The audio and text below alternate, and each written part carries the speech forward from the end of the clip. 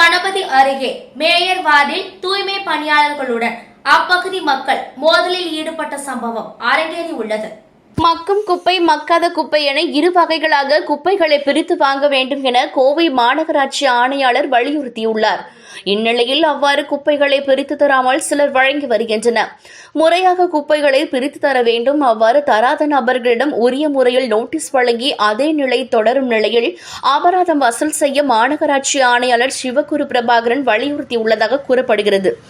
இந்நிலையில் கடந்த 16ஆம் தேதி அவ்வாறு குப்பைகளை பிரித்து தராமல் வந்த மேயரின் 28வது வார்டுக்குட்பட்ட நபரிடம் குப்பைகளை பிரித்து தர மாநகராட்சி தூய்மை பணியாளர்கள் வலியுறுத்தியுள்ளனர். அப்போது அவர்களை குடியிருப்புவாசிகள் ஒன்று சேர்ந்து வாக்குவாதம் செய்ததோடு தகாத வார்த்தைகளால் திட்டியதாக கூறப்படுகிறது.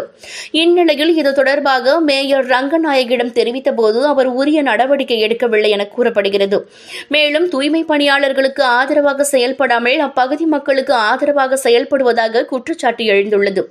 ஒருபுறம் ஆணையாளர் அபராதம் வசூல் செய்ய சொல்வதாகவும் மறுபுறம் மேயர் வார்டிலேயே அதனை முறையாக கடைபிடிக்காமல் தூய்மை பணியாளர்களை திட்டுவதாகவும் வேதனையுடன் இந்த வீடியோவை மாநகராட்சி ஊழியர்கள் சமூக வலைதளங்களில் வைரலாக்கி வருகின்றனர்.